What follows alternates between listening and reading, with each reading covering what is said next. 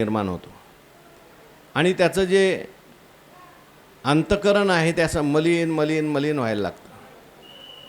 रजोगुण वाढायला लागतो, तमोगुण वाढायला लागतो, अंतःकरण मलिन होतं।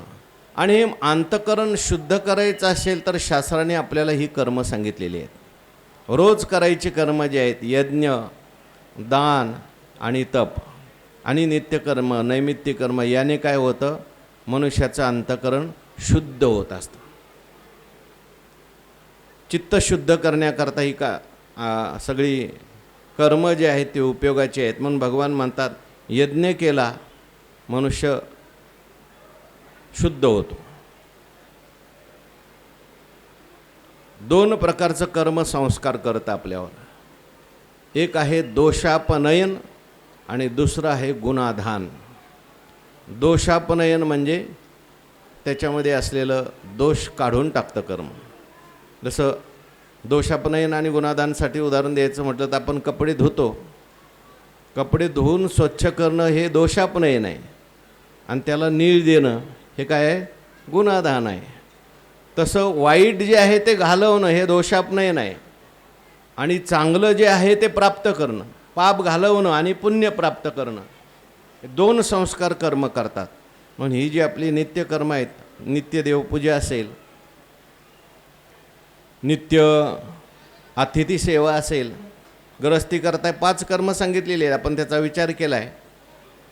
देवपूजा असेल, अतिथी सेवा असेल, पितृयज्ञ असेल, रोजचा स्वाध्याय असेल किंवा भूतयज्ञ असेल, ह्या सगळ्या कर्मामुळे मनुष्याचं काय होतं, पाप जात राहतं आणि पुण्य त्याला प्राप्त होत असतं। आपोआप मनुष्य पुण्यवान होत राहतो। अनेक प्रकारच्या दृष्टांताच्या माध्यमातून जर सांगायचं झालं, आपल्या वाट्याला आलेली कर्म आपल्याला कशी पवित्र करतात। त्या गीता प्रेसच्या पुस्तकामध्ये, ग्रंथामध्ये एक गोष्ट आली। एका माणसाने दान केलं आणि दान केल्यानंतर त्या माणसाने सगळं आपलं काही देऊन टाकलं, त्याच्याकडे काही खायलाही शिल्लक नाही राहिलं। त्याच्या पत्नीने सांगितलं, तर आपल्याला खायला काही नाही, थोडंसं पुण्य द्या आणि आपल्याला काही द्रव्य मिळतंय का बघा। शेजारच्या गावामध्ये एक शेठजी आहेत, ते पुण्य घेतात आणि त्याच्या मोबदल्यात पैसे देतात।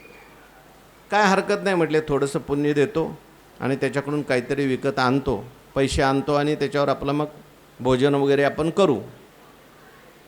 जायला लागला, रस्त्यामध्ये एका ठिकाणी झाडाखाली बसला। पत्नीने त्याला 4 चपात्या दिलेल्या होत्या, रस्त्यात तुम्हाला भूक लागली तर खा। खाण्याकरता होऊन बसला, तेवढ्यात तिथं एक कुत्रं आलं। भुकेलेलं होतं, त्याला पाऊस पडल्यामुळे काहीच मिळालं नव्हतं। मग ते कुत्रं आल्यानंतर त्याला वाटलं असं एक चपाती आपली कुत्र्याला टाकावी। कुत्र्याला एक चपाती टाकली, त्या कुत्र्याची आणखीन 4 पिलं आली बरोबर। 4ही पिलं आल्यानंतर त्याने 4ही चपात्या कुत्र्याला टाकल्या आणि मग तो त्या साधूकडे गेला, त्या शेठजीकडे गेला। म्हटलं, मला माझं थोडंसं पुण्य द्यायचं आहे आणि त्याच्या मोबदल्यात मला थोडंसं पैसे तुम्ही द्या। म्हटले, कोणतं पुण्य देतो तू? त्याची धर्मपत्नी शेठजीची होती, ती आली, ती म्हणायला लागली, आता याने जे कुत्र्याला खाऊ घातलं ना, त्याचं पुण्य घ्या। तो म्हटले, मला तर माहितीसुद्धा नाही मी ते पुण्य केलं आहे म्हणून, त्याचं काय पुण्य असणार आहे? नाही ठीक आहे म्हटले, तू 4 चपात्या खाऊ घातल्या ना, 4 चपात्या एका तराजूच्या पारड्यात ठेवल्या आणि त्याच्या मोबदल्यात जेवढे हिरे मोती आहेत तेवढे मी तुला देणार। आणि दुसऱ्या पारड्यामध्ये तो हिरे मोती टाकायला लागला, भरपूर हिरे मोती टाकले, पण त्या 4 चपात्याचं पारडं काही वर झालं नाही। म्हणजे एवढं पुण्य त्याच्यामुळे निर्माण झालं। कारण 4 चपात्या महत्त्वाच्या नाहीत, त्याला आवश्यक असताना देणं हे खूप महत्त्वाचं आहे। दान देणं, आवश्यकता नसताना दान देणं, याच्यापेक्षा ज्याला आवश्यक आहे त्याला दान देणं त्याचं खूप मोठं महत्त्व असतं। एखादा भुकेलेला असेल, एखादा तहानलेला असेल, एखादा आणखीन काही रोगाने पीडित झालेला असेल, अशा वेळेस त्याला मदतीचा हात देणं ह्याचं खूप मोठं पुण्य सांगितलं। दृष्टांत मला एवढ्या करता द्यायचा आहे, असं यज्ञ, दान आणि तप, यज्ञ जरी केला, यज्ञ शब्दाचा अर्थ आपण मागे पाहून आलो आहे, आपल्या वाट्याला आलेलं कर्मसुद्धा यज्ञच आहे। द्रव्य यज्ञ आहे, तप यज्ञ आहे, स्वाध्याय यज्ञ आहे. असे कोणतेही यज्ञ देवाची सेवा म्हणून जर आपण केलं तर आपल्या जीवनामध्ये ते काय करतात? पुण्य निर्माण करतात. दान पुण्य निर्माण करतं, परोपकार पुण्य निर्माण करतो.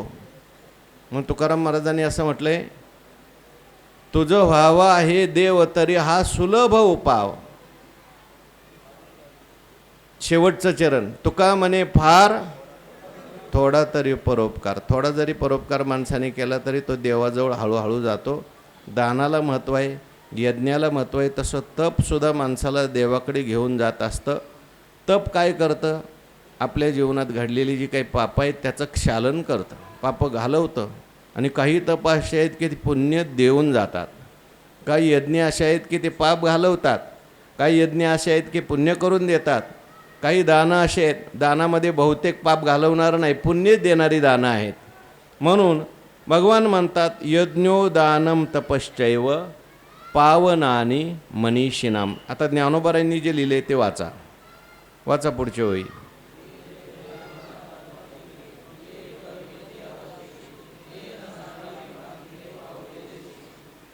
जे यज्ञ दान तपादिके ये कर्मे आवश्यके ते न सांडावी पांथिके पाऊले जैशी. पांथिके जैशी पाऊले तैशी जे यज्ञदान तपादिके आवश्यके ये कर्मे ते न सांडावी. दृष्टांत दिलाय. रस्त्याने जाणारा मनुष्य असेल, पांथस्थ मनुष्य आहे, पांथिक म्हणजे कोण? वाटसरू निघालेला आहे तो रस्त्याने. मग त्याला जर असं वाटत असेल संध्याकाळी आळंदीला पोचायचं आहे, पुण्याहून निघाला, आळंदीहून निघाला, पंढरपूरला पोचायचं आहे, तर त्याला रस्त्यामध्ये थांबून चालेल का? त्याला रोज पावलं टाकावी लागतील, रोज पावलं टाकावी लागतील त्याला. पुण्यात गेला, आता पुण्याच्या पुढे सासवडला जायचं आहे, चला पावलं टाका, उद्या सकाळी उठल्या उठल्या निघा. वारकऱ्याला जावं लागेल, पावलं टाकावे. थांबला तो तिथंच थांबला, तो पंढरपूरला जाऊ शकणार नाही. तसं आपल्याला सुद्धा पंढरपूरला जायचं आहे. कोणत्या पंढरपूरला? परमात्मा स्वरूप देवाकडे सगळ्यांनाच जायचं आहे. जीवाला पूर्णता आहे देवाकडे गेल्यावर, आणि म्हणून त्याच्याकरता आपल्याला प्रवास करायचा आहे. जीवाचा प्रवास सुरू आहे.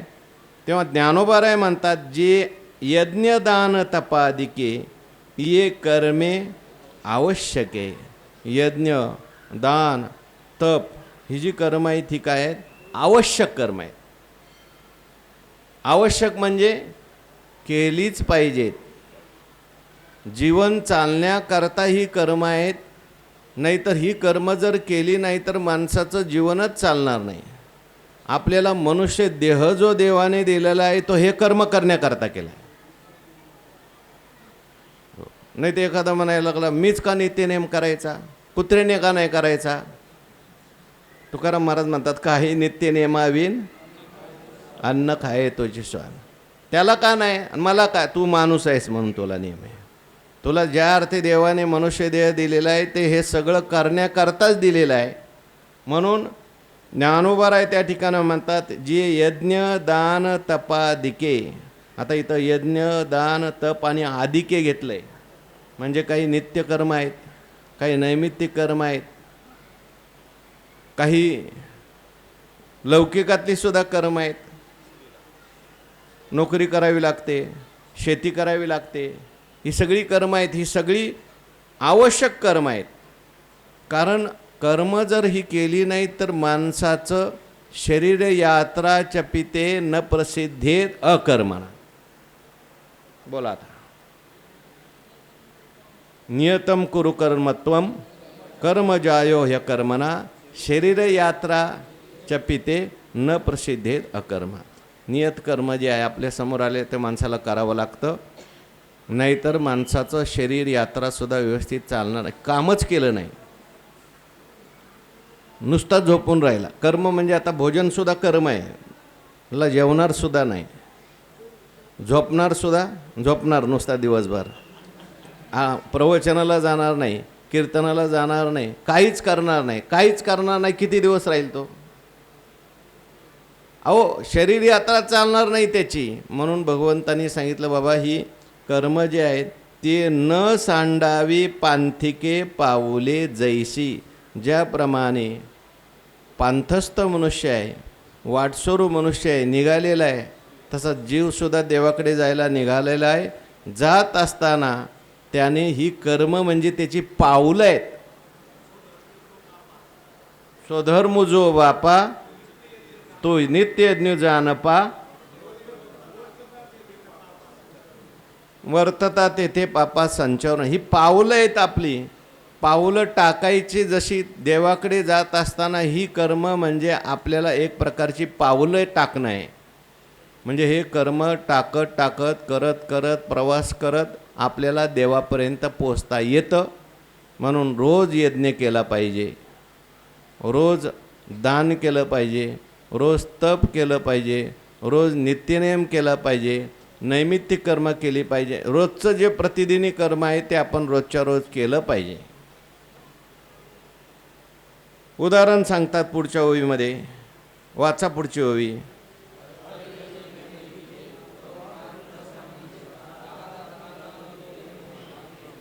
हारपले न देखिजे, तव तयाचा मागू न सांडिजे. आपली हरवलेली एखादी वस्तू असेल, ती वस्तू हरवली आहे जोपर्यंत आपल्याला सापडत नाही तोपर्यंत ती शोधावी लागते. कुठं गेली असेल, कुठं ठेवली होती मी, घरात एखादी वस्तू ठेवली, हरवली. हरवल्यानंतर मध्ये सोडून चालेल का? शोधला म्हणजे सापडेल, शोधावं लागतं. तसं आता आपलं सुद्धा एक हरवलेलं आहे. काय हरवलं आहे आपलं? आपणच हरवलेलो आहे. आपलं सुख हरवलेलं आहे, आपला आनंद हरवलेला आहे, आपलं स्वरूप काय झालेलं आहे? हरवलं आहे. आपल्याजवळच आहे परंतु हरवलेलं सारखं झालेलं आहे.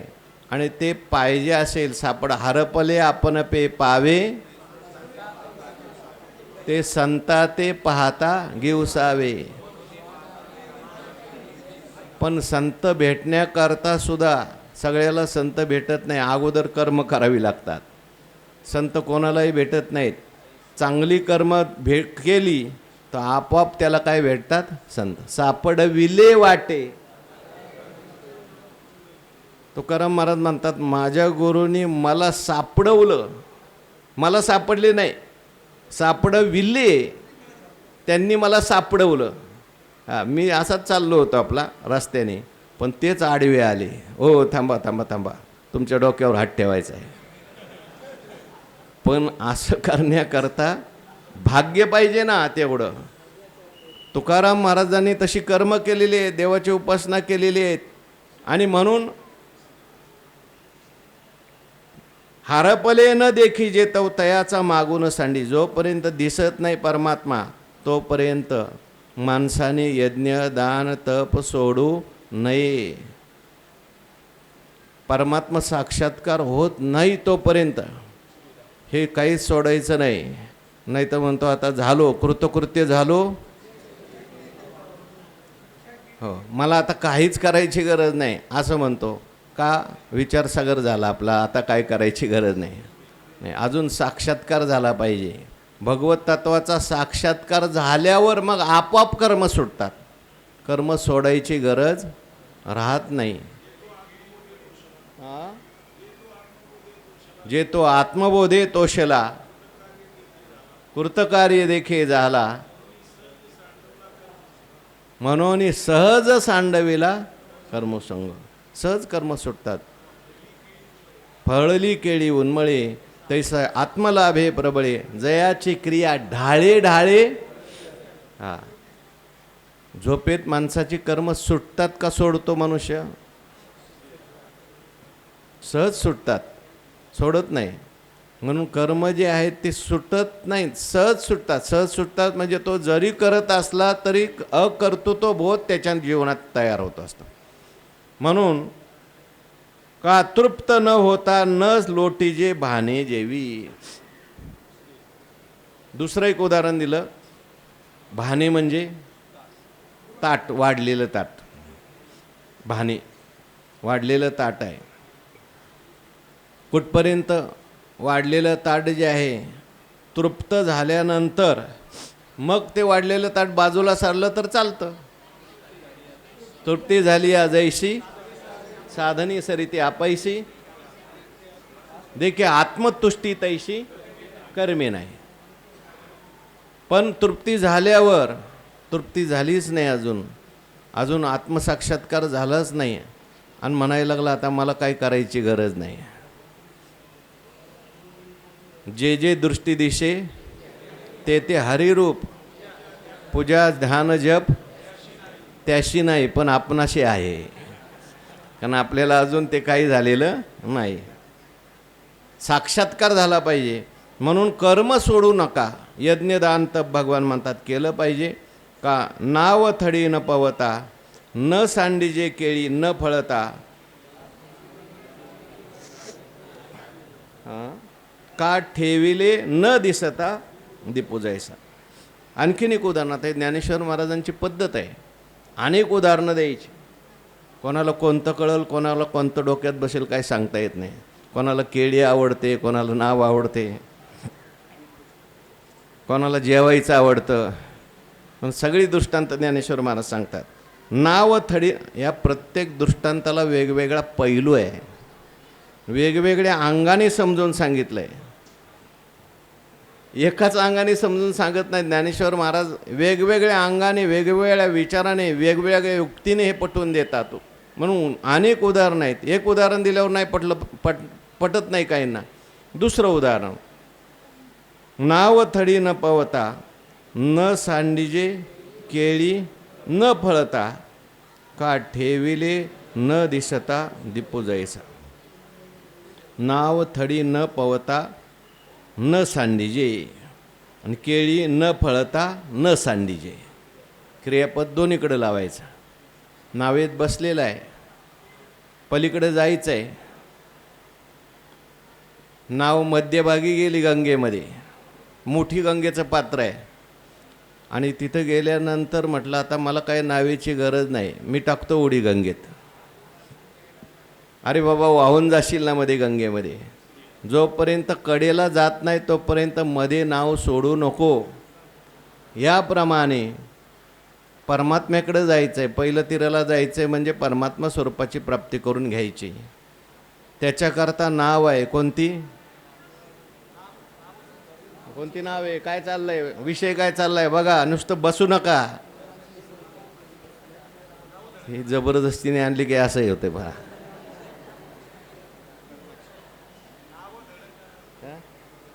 नाव कोणती सांगितली तर सांगा. बरोबर सांगितलं. कोणती? कर्माची नाव आहे. कशाला उदाहरण दिलं हे तर लक्षात आलं पाहिजे ना. कर्माला नाव म्हटलंय. कर्माला नाव ज्ञानेश्वरीत कुठं म्हटलंय का हो?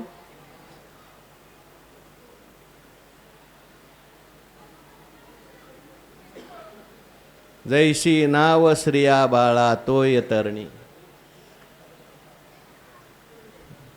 पाठ करणाऱ्यापेक्षा न पाठ करणाऱ्याचं बरं आहे. आठवते जानाने ना सकळा हा कर्मयोग कीर प्रांजळा. जैशी नाव श्रिया बाळा तोय तरणी. नाव जे असते ज्ञानेश्वर महाराज म्हणतात 5व्या अध्यायात ना, कर्मयोग किती सोपा आहे म्हटले. ज्ञानयोग एवढा सोपा नाही. जाना नेना सकळा. जाणते असू द्या, नेनते असू द्या, म्हणजे पोहता येतंय नाही येत. हा कर्मयोग कीर प्रांजळा. जैशी नाव श्रिया बाळा तोय तरी. नावेमध्ये पलीकडे जायचं असेल, चंद्रभागेच्या पलीकडे आपल्याला जायचं असेल तर बाया बसतात, त्यात लहान मुलं बसतात, सगळेच बसतात आणि सगळ्याला घेऊन नाव पलीकडे जाते. तसं पोहून सगळ्यांना जाता येईल का? पोहून जाता येत नाही. पोहता येणारे फार थोडे असतात. तसा हा कर्मयोग जो असतो तो सगळ्यांच्या करता आहे. कर्मयोगाच्या माध्यमातून सगळे देवापर्यंत पोचू शकतात. पण अजून पोचलाच नाही आणि कर्म सोडून दिलं. तर काय होईल? कधी पोचेल का तो? म्हणून कर्म सोडायचं नाही. आपल्या वाट्याला आलेलं कर्म रोज करायचं आहे. कर्माचा त्याग करायचा नाही. जोपर्यंत परमात्मा स्वरूपाचा साक्षात्कार होत नाही तोपर्यंत कर्म करतच राहिलं पाहिजे. अहो, साधू संत जे आहेत, जरी परमात्मा साक्षात्कार झाला तरी त्यांनी कर्म केलं. कारण तुम्हाला आम्हाला त्यांना माहिती आहे, आपण जर कर्म सोडलं तर त्या ठिकाणी ज्ञानोबारायांना वारीला जायची काय गरज आहे? पण ज्ञानोबाराय जातात, कारण त्यांना माहिती आहे आपण नाही गेलो तरी हे सुद्धा सगळे जाणार नाही. ज्यावेळेस आपण नेहमीच उदाहरण सांगतो, शुद्धीपत्र आणायला जायचं होतं. निवृत्तीनाथ महाराज म्हणले आपल्याला शुद्धीपत्राची काय गरज आहे? आत्मा हा शुद्धच आहे आणि आपण आत्मस्वरूप आहोत. सोपान काका म्हटले बरोबर आहे. ज्ञानेश्वर महाराज म्हणले नाही, व्यवहारात राहायचं आहे ना, व्यवहारासारखं राहावं लागतं. प्रत्यवाय आहे अशा श्री चालता, पावन अवस्था जरी झाली. व्यवहारामध्ये सामान्य लोक आहेत, त्याच्यामध्ये आपण सुद्धा न बुद्धिवेदम जनयेत दज्ञानाम कर्मसंगिनाम जोषेत सर्व कर्मानी. समाचरण म्हटले, आपण आचरण करून दाखवावं. मार्गा धावे वर्तावे, विश्व हे मोहरे लावावे, अलौकिक नोहावे लोकाप्रती. म्हणून आपण सुद्धा ही कर्म केली पाहिजे. आपण जर केलं नाही तर लोक तरी काय करतील? हो, आता हाच माऊलीच्या दर्शनाला जात नाही, लोक म्हणतात ते एवढे त्यांचं सगळं ग्रंथ झालं आणि तेच जात नाही, आपण जाऊन काय करायचं? हो, आता तुम्ही बघा, बहुतेक आता मी आलो त्याच्यामध्ये, पंढरपूरला दर्शनाला बारी लागलेली असते, त्याच्यात ज्ञानी जास्त का अज्ञानी जास्त? कीर्तनकार जास्त का बिगर कीर्तनकार जास्त? माझ्यासारखा काय म्हणतो, काय देवाचं दर्शन काय आहे? विठ्ठल जळी स्तरी भरला, रीता ठाव नाही उरला. आणि ज्याला काही माहिती नाही तो म्हणतो नाही, पांडुरंगाचं दर्शन झालं पाहिजे, पांडुरंगाचं दर्शन झालं पाहिजे. 40 तास उभं राहतो. म्हणजे ज्ञानाने आपल्याला देवाजवळ नेलं का दूर केलं? कर्म सोडलं नाही पाहिजे, कर्म केलं पाहिजे. कुठपर्यंत? साक्षात्कार होईपर्यंत. साक्षात्कार झाला की मग प्रारब्धानुसार कर्म घडत असतं. आपल्या संतांनी तर साक्षात्कार झाल्यावरच सुद्धा सांगितलं. म्हणून नावथडी न पवता, न सांडीजे केळी न फळता. केळी न फळता न सांडीजे, अजून केळीला फळ आलंच नाही, पक्व झाली नाही ती, आणि आधीच सोडून दिली, तोडून टाकली. ते कच्च्या केळी खाव्या लागतील, काही उपयोग नाही, वयाला जातात ते कच्ची फळं जे आहेत. तसं कर्म जे आहे ते मध्येच सोडून द्यायचं नाही. जोपर्यंत परमात्मा साक्षात्कार होत नाही तोपर्यंत माणसाने काय जातं, कर्म करत राहायचं. जोवरी अर्जुना तो बोध भेटे ना मना, तोवर या साधना भजावे लागे. तुकाराम महाराजांचं फळ पिके देठी, निमित्त वारी याची भेटी. पुढं काय? तुकाराम महाराज म्हणतात फळ हा तो अनुभव रोकडा, कळो येतो खरा कुडा. आणि असं एका ठिकाणी आलं की ती तोडलेली फळं जी कच्ची आहेत ना ती वायाला जातात. तोडली या बळे वाया जाती काची फळे. काची, काची म्हणजे कच्ची फळ. जर तोडलं कच्चं, कुठलंही फळ असू द्या, कच्चं जर तोडलं, आंबा कच्चा तोडला तर आंबट लागतो, बोर कच्चं तोडलं आंबट लागतं. आणि ज्यावेळेस पिकलं बोर तोडावं लागतं का आपोआप तुटतं? फळ पिके देठी, निमित्त वारियाची भेटी. वारा आला की ते आपोआप फळ आळंदीला जातं, आपोआप पंढरपूरला जातं. आणि जबरदस्तीने जे आणलेलं आहे ते इथं झोपल्याशिवाय राहत नाही. जबरदस्तीने आणले त्याचं लक्ष लागत नाही, त्याला हाणून मारून कर कर कर कर काही नाही करत. आणि ज्याला पिकलेलं फळ आहे कर म्हणावं लागत नाही, ते आपोआपच करणार. आपोआप ऐकणार, आपोआप अभ्यास करणार, आपोआप चिंतन करणार. कारण पिकलंय, हे कच्चं राहिलं आहे अजून ते. म्हणून कच्चं फळ जे आहे त्या ठिकाणी कर्म राहिलं आहे, त्याचं काहीतरी कर्म केलं पाहिजे. पिकवायचं कर्म कशाने? कर्म केलं की आपोआप मनुष्य पिकतो. कर्माने चित्तशुद्धी होते. म्हणून नाव थडी न पवता, न सांडीजे केळी न फळता, का ठेविले न दिसता दीपो जैसा. आणि आपलं ठेवलेलं आहे ते दिसायच्या अगोदर दिवा ठेवायचा नाही खाली, दिवा फुकायचा नाही. कर्म हा काय आहे? दिवा आहे. हे असो आपला ठेवा, हाती हाती जरी यावा. बघा, शेती करून घरचं सगळं बघून ओव्या सांगतायत, आपल्याला पाठांतराला आहेत, परीक्षेला आहेत. बोला पुन्हा हा परत सांगा ओवी. हे असो आपला ठेवा, हाती जरी यावा. आपला ठेवा कोणता आहे हो? परमात्मा हाच आपला ठेवा. परमार्थ महाधन जोडी देवाचे. आणि तो ठेवा आपल्याला हाताला यावा असं वाटत असेल तर काय केलं पाहिजे? दिवा हातात घेतला पाहिजे. इथं कर्मालाच काय म्हटलेलं आहे? दिवा म्हटले. कर्म जे आहे चित्तशुद्धी करतं आणि कर्म पुढचं दाखवतं.